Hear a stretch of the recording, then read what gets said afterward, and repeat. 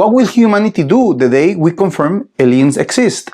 In the recent Disclosure Day movie, humanity is faced with a reality where humans find out we are not alone, not just in the universe, but also on Earth. In real life, no concrete evidence indicates that this is actually true, but scientists who dedicate their lives to searching for extraterrestrial intelligence are getting ready for the day when an artificial signal from the stars is received. What will those scientists do on the real Disclosure Day? Hello, I'm Dr. Alejo. For those of us that love science fiction, and especially science fiction involving aliens, we consider Steven Spielberg as one of the greatest filmmakers of all time.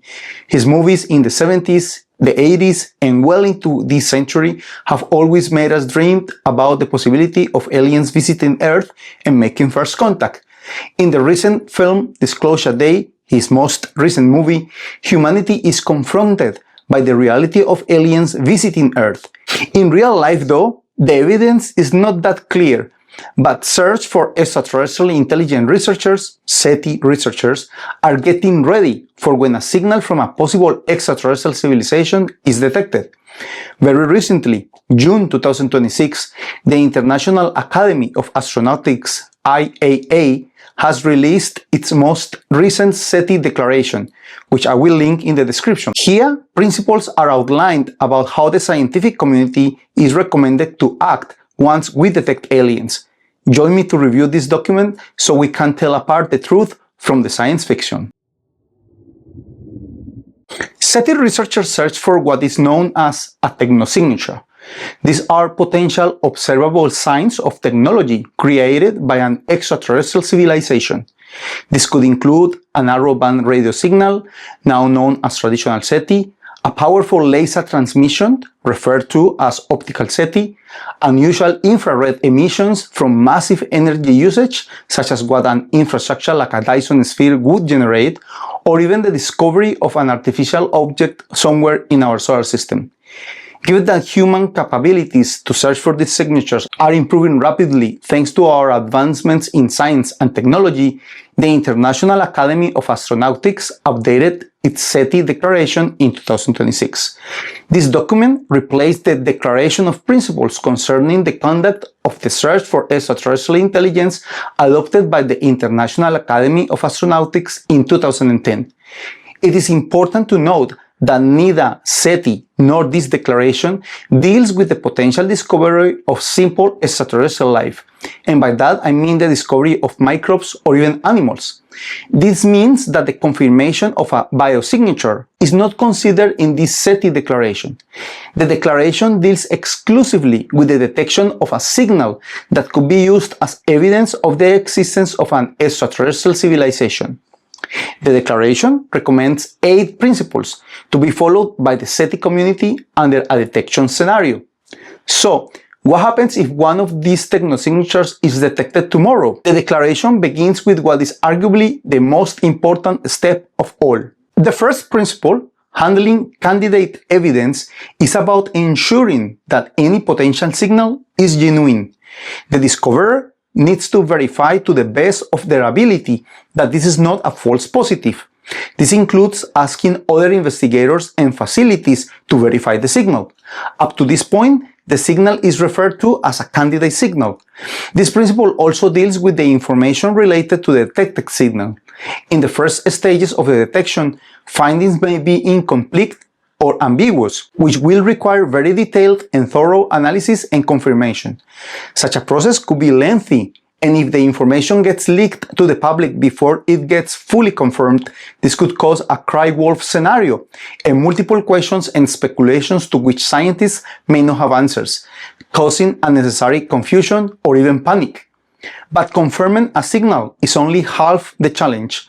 The next question is, who gets told and when? The second principle focuses on communication and sharing information. While this process of verification is taking place, something that could well go for several years, the scientists and research groups involved in the discovery should be free to present those findings with other colleagues in forums and conferences.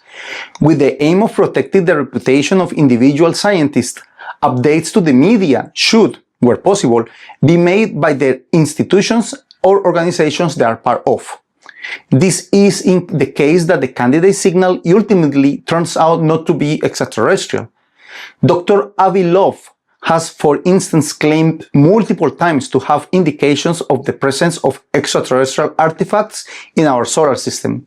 Unfortunately, none of the so-called proof or suspicions have held up after observations from other astronomers.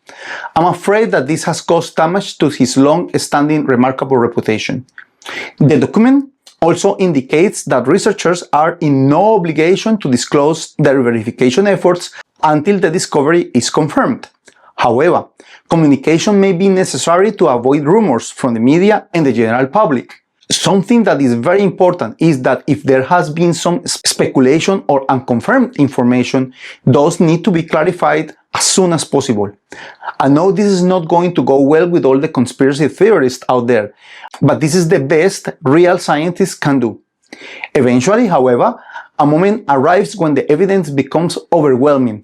At that point, the focus shifts from verification to announcement. The third principle deals with communication after the nature of the signal has been ratified.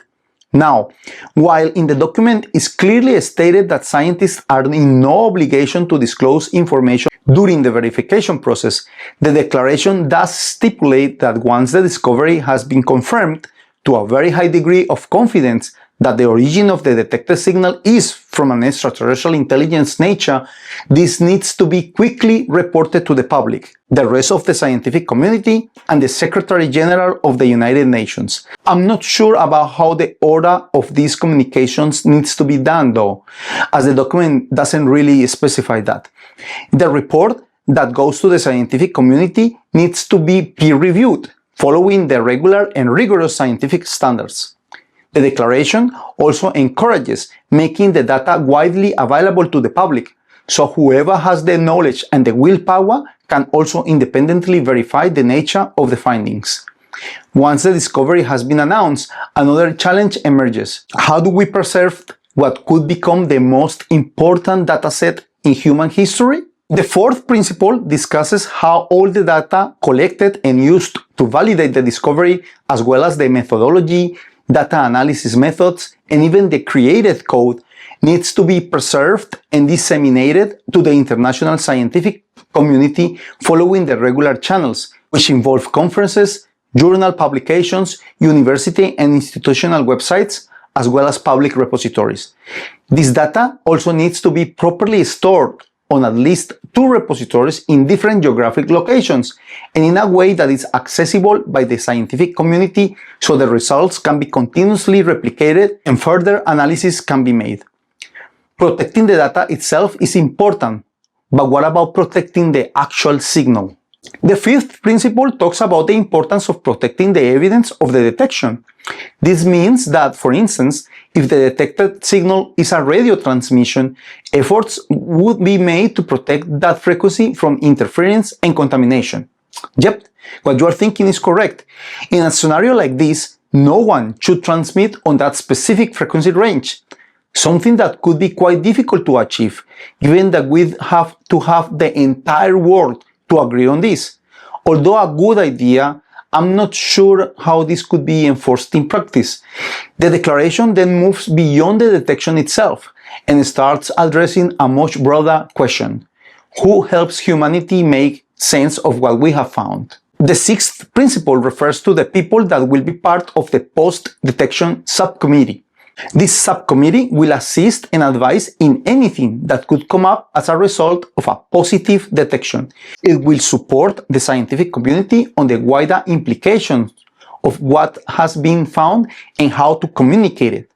Such a discovery won't only impact science practitioners, but will affect almost every aspect of our lives. Therefore, a range of professionals are needed: philosophers, social scientists, ethicists, legal experts, and communication specialists will potentially need to be involved in such a committee. Of course, we are now in 2026, and social media is the way to communicate findings. Unfortunately, we are all familiar with the widespread disinformation and the bad use of AI. So, people that are experts in science and risk communications will definitely be needed. Up to this point, Every principle has focused on understanding the message, but eventually humanity will face a much harder question. Should we reply? Now, once we have a confirmed message from an extraterrestrial intelligence, should we reply back? We have explored the dangers of sending messages to ET in our Messaging Extraterrestrial Intelligence METI video. In that video, we outlined the potential risks associated with revealing our exact location in the universe. We talked about concepts such as the gray filter, when we imply that the silence we observe is possibly due to some civilization exterminating all the societies they encounter. This possibility is also related to the dark forest hypothesis, where alien civilizations may opt to remain silent, fearing the consequences of letting everybody know where they are. The seventh principle then deals with whether we should reply to the message detected or remain silent. It talks about consultations around the world through the United Nations and other international bodies. Until such a consensus has been reached, the declaration suggests that no reply should be sent. This is very altruistic, but I struggle to see how this would work in reality. Other principles talk about data transparency and communication, which means that even the general public will be aware of the location in the universe where the detected signal came from and the frequency or nature of the signal. This means that any rock scientist or amateur radio astronomer, for instance, could reply back without anyone else even noticing. And finally, the declaration addresses the foundation upon which all the previous principles depend: ethics. The final principle talks about how SETI practitioners adhere to ethical standards, promote and ensure cooperation, and exhibit the highest levels of honesty and integrity. This is just part of their normal job anyways, and nothing less is expected in the case of a confirmed extraterrestrial intelligence signal. Therefore, they will collaborate with international legal authorities to discuss how information is disseminated, and of course, they will need to comply with relevant laws and regulations. Taken individually, these principles may seem straightforward, but together they paint a fascinating picture of how humanity intends to handle one of the most important discoveries in history. This is a great document. A review of the SETI Declaration was needed, not because scientists are part of a plot to prepare the whole world given the imminent contact with extraterrestrial intelligence, as some people are arguing all over the internet, but because of the world we are living in. A lot has changed since 2010, when the previous document was released. The prevalence of social media, disinformation, and AI, for instance, prompted the creation of a document that emphasizes the importance of science communication and misinformation management. Also, the field of SETI has changed considerably. Previously, SETI practitioners were mostly concerned with radio signals, but this is not the case anymore. Researchers now search for potential Dyson spheres and other astroengineering structures, industrial pollution in exoplanet atmospheres, artificial illumination, unusual patterns in detected neutrinos and gravitational waves, and other potential technosignatures. I'm not too confident that a signal will be found soon, but if we do, we better have a guide to know how the scientific community needs to react. And in regard to the Disclosure Day movie, I have to admit that it is not one of my favorite movies from Steven Spielberg. It seems to me like a bunch of half-truth testimonies, already debunked stories, and inconclusive footage. And this is fine, I guess, as long as people don't think that this movie is preparing us for something, given that apparently, according to some internet conspiracy theories, Spielberg has some internal knowledge about this topic. Good entertaining movie with good acting, nice action scenes, humor, and drama. But please take it for what it is, a science fiction movie. If you got up to this point, please consider subscribing to the channel and giving a like to this video. We talked about how the world of technosignatures has changed. We spoke in more detail about this in our multi-messenger astronomy video, which I invite you to check out. Thank you for watching and being part of this growing community. That's it for now, and remember, the truth is out there.